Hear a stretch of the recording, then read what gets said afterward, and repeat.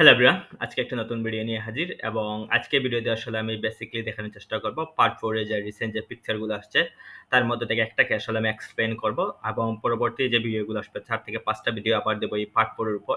So সেগুলো আসলে দেখার জন্য তোমরা আসলে চ্যানেলটি সাবস্ক্রাইব করে রাখতে পারো এবং প্লিজ লাইক এন্ড কমেন্ট করবে, জানানোর চেষ্টা করবে কোন বিষয়ের উপর আসলে আমার ভিডিও তৈরি করা উচিত এবং কোন বিষয়গুলোর উপর ভিডিও তৈরি করলে আসলে তোমরা উপকৃত হতে পারবে। কারণ আমি অনেক সময় অনেক কনসেপ্ট খুঁজে পাই না আসলে কিসের উপর আসলে ভিডিওটা দেওয়া যায়। কারণ হচ্ছে তো আমি তো জাস্ট কনটেন্ট দেওয়ার জন্য দেওয়া একটা জিনিস এবং মানে স্টুডেন্টের হেল্প করার জন্য দেওয়া আরেকটা জিনিস।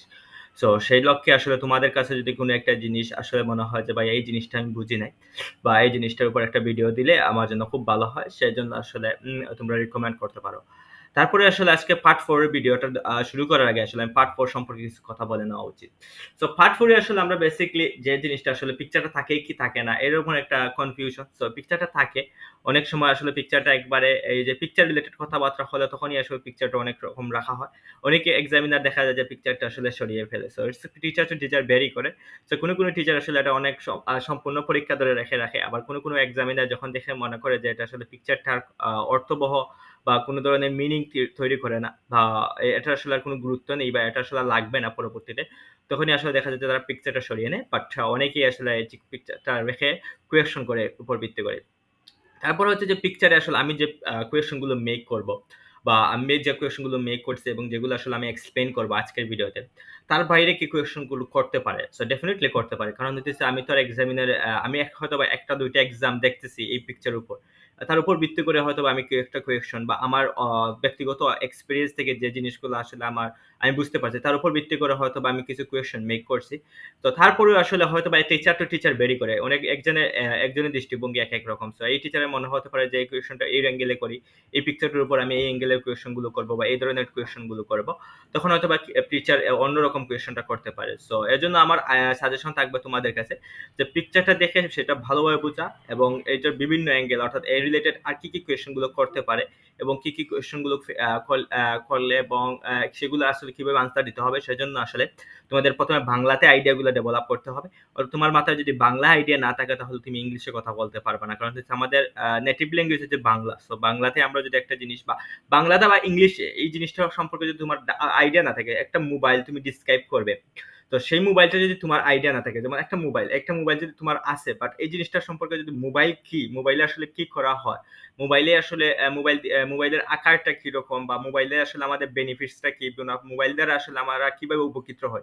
এই জিনিসগুলো যদি তোমার জানা না থাকে তখনই দেখা যায় আ আ তুমি আসলে কথা বলতে পারবে না। সো এই প্রত্যেকটা জিনিসের এরকম যে পিকচারটা কি, পিকচারটা আসলে তোমাকে বুঝতে হবে। পিকচারটা আসলে কি, পিকচারটা আসলে দিয়ে কি হয় বা সমাজের গুরুত্বটা কি বা এটা আমার প্রাত্যহিক জীবনে কিভাবে ইমপ্যাক্ট ফেলতেছে। সো এই বিষয়গুলো আসলে জানা খুবই গুরুত্বপূর্ণ এট দ্য ইনিশিয়াল স্টেজ এবং এগুলো জানলে আসলে আমার মনে তুমি ইংলিশে বা যেকোনো রকমই তুমি খুব ভালোভাবে এক্সপ্লেইন করতে হবে। বাই দ্য ওয়ে আজকের ভিডিওটা শুরু করা যাক।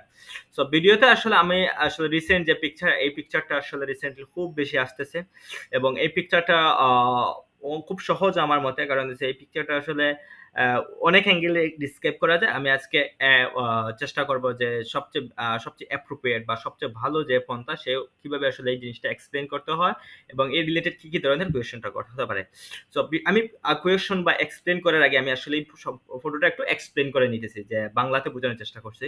এই জিনিসটা আসলে কি বা ফটোটা আসলে কিভাবে আসলে দেখা উচিত? আমরা যখন নিজেরাই আসলে রেডি করব কোনো জিনিস বা নিজেরাই আসলে চেষ্টা করব কোনো কিছু এই যে একটা আসলে রেডি করার জন্য কিভাবে আসলে, তো ১ম এ আসলে জিনিসটা বুঝতে হবে যে এখানে দেখা যাইতেছে একজন ব্যক্তি তিনি মোবাইল ইউজ করতেছেন পাবলিক। অর্থাৎ এটা বাস বা বাস কাউন্টার বা যেকোনো একটা, তুমি হয়তো আর বাস বলতে পারো, হতে পারে বলতে পারো যে বাস কাউন্টার এবং পিছনে একজন মহিলা আছে এবং দেখা যাচ্ছে একজন মহিলার লম্বা চুল, মহিলা বা পুরুষ যাই হোক একটা হাত আছে। সো এখানে আসলে ২ টা একটা জিনিস হতে পারে যে একজন বাস স্ট্যান্ডে মানুষ আসলে ওয়েট করতেছে কোনো কিছুর জন্য, বাসের জন্য অথবা বাসে বসে কেউ একজনে মোবাইল ইউজ করতেছে। এখানে আসলে মেইনলি থিমটা হইতেছে পাবলিক প্লেসে মোবাইল ইউজ করতেছেন একজন ব্যক্তি। সো এখানে আসলে তোমাকে কি ধরনের কোয়েশনটা করতে পারে যে পাবলিক প্লেসে মোবাইল ইউজ করা কি ভালো? পাবলিক প্লেসে তোমার কি মোবাইল ইউজ করার বেনিফিটস গুলা কি? মোবাইল ইউজ করা কি ভালো কি খারাপ? শিশুদের কি মোবাইল ইউজ করতে দেওয়া উচিত? তুমি কি মোবাইল ইউজ করো? সো এই রিলেটেড কোয়েশন গুলো করবে তোমাকে ইন জেনারেল। কারণ এই রিলেটেড ইন জেনারেল কোয়েশন গুলো করবে। সো তোমাকে আসলে তুমি যখন বলবা যে this picture mainly shows using mobile phone in the public প্লেসে মোবাইল ফোন ইউজ সম্পর্কে আসলে এখানে ডিসক্রাইব করতেছে। সো তাহলে তোমাকে দেখা যাবে যে এই পাবলিক প্লেস এবং মোবাইল ফোন এই দুইটা জিনিস নিয়েই তোমাকে রিপিটেডলি কোয়েশ্চন করতেছে। সো এই জিনিসটাই আসলে তোমার মেইন থিম। সো এর উপর ভিত্তি করে আসলে তোমার আইডিয়া ডেভেলপ করবে ইনিশিয়ালি। তারপর আসলে আমি এখন দেখানোর চেষ্টা করি যে এখানে এক্সপ্লেন করার কথা বললে, অর্থাৎ can you explain the picture. So explain করার কথা বললে আসলে কিভাবে এক্সপ্লেন করতে হবে এই জিনিসটা, just give me 1 minute.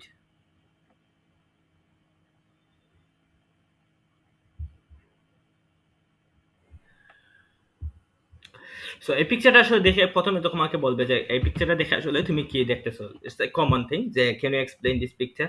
So আমরা আসলে এই পিকচার এক্সপ্লেইন করার ক্ষেত্রে আমি যে একটা টেমপ্লেট দিছিলাম এই টেমপ্লেটটা ব্যবহার করতে পারো age your wish.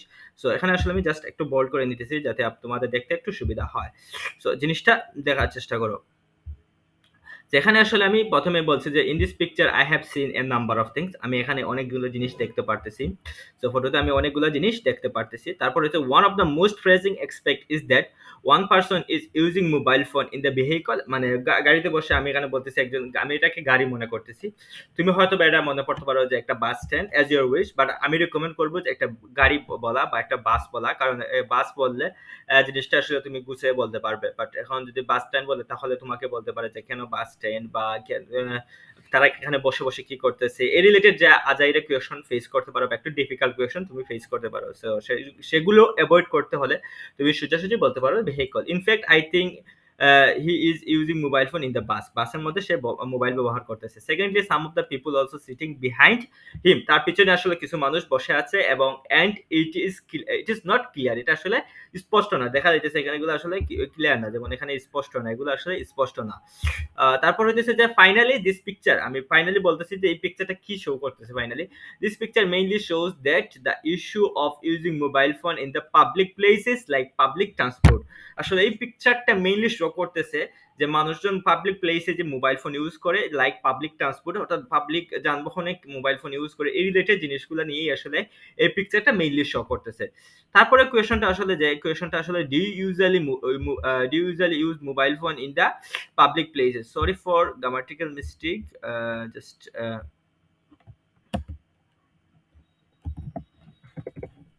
just give me 1 minute. Do you usually use mobile phone in the public place? তুমি কি পাবলিক প্লেসে মোবাইল ফোন ইউজ করে usually? So just to give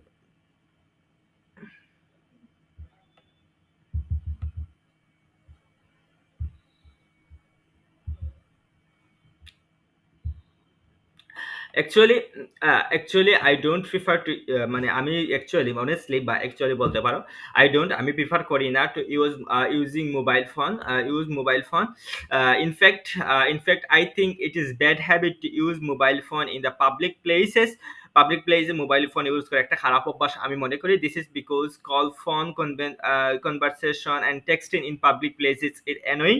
এটা অ্যানোয়িং, বিরক্তিকর, ইনকনসিডারেট অ্যান্ড আনসেফ, এবং এটা সেফ না।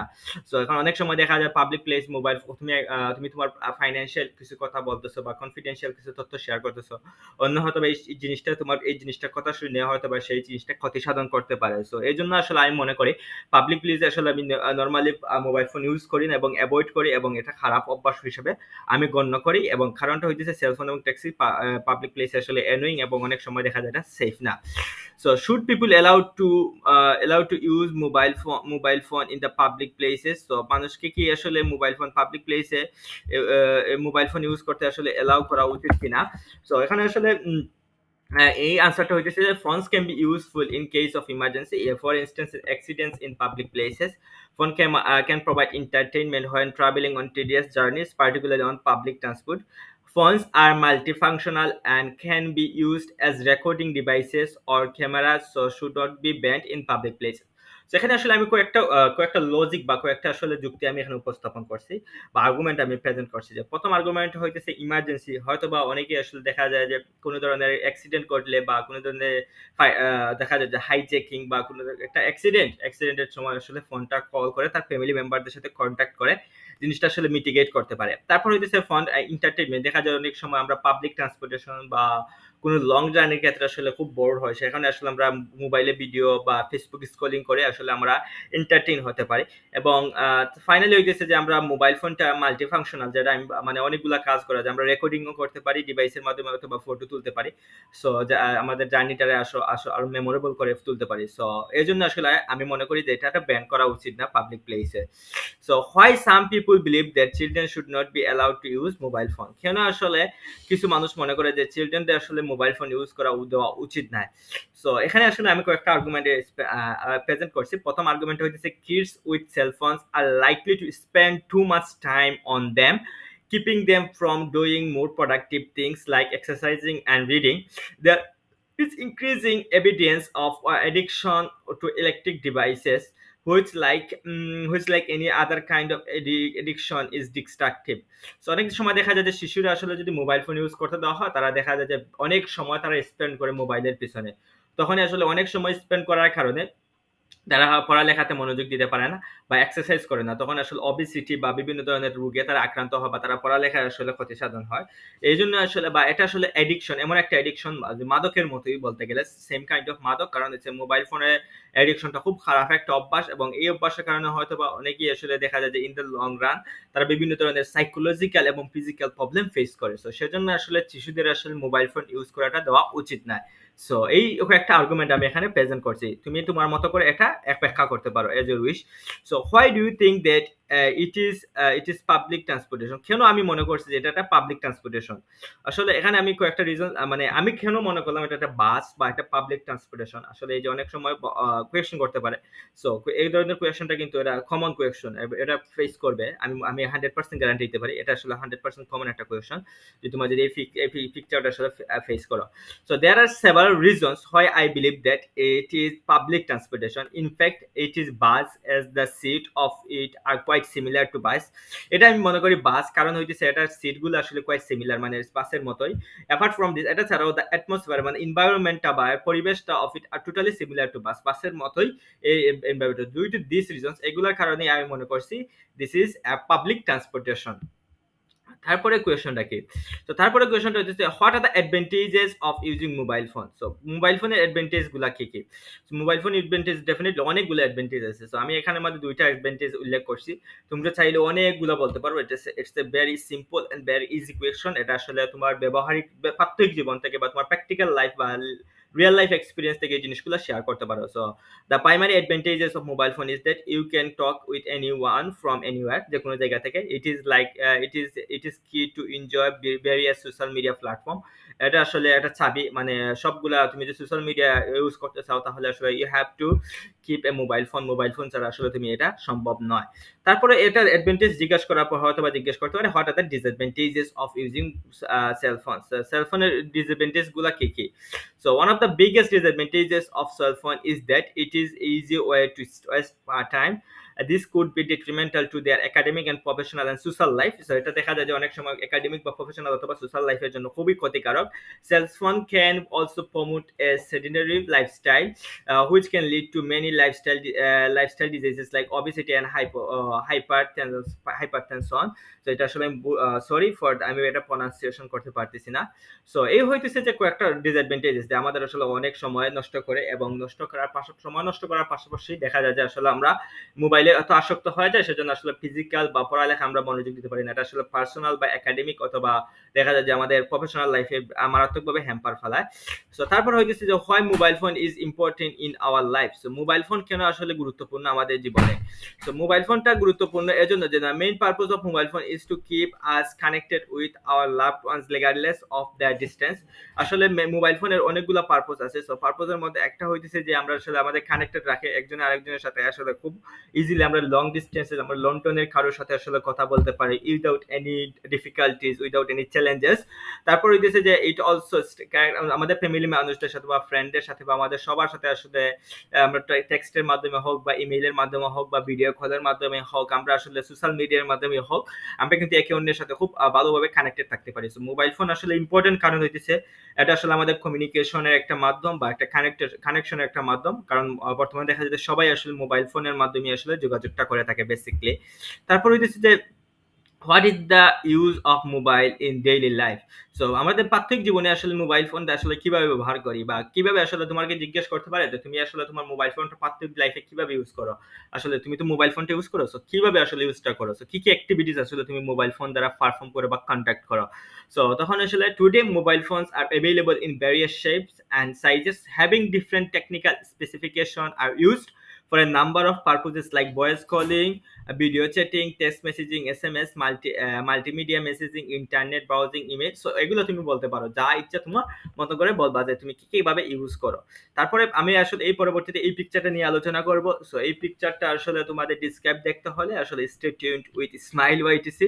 So till then সবাই ভালো থাকো, এবং তোমাদের যদি কোনো ধরনের কোয়েশন থাকে বা কোনো জিনিসটা যদি বুঝতে অসুবিধা হয় তাহলে তুমি আসলে কমেন্ট বক্সে জানিয়ে দিতে পারো। কমেন্ট বক্সে জানালে আমি আসলে চেষ্টা করব আমার সর্বাত্মকটুকু দিয়ে যে তোমাদের হেল্প করার জন্য। টিল দেন আল্লাহ হাফেজ।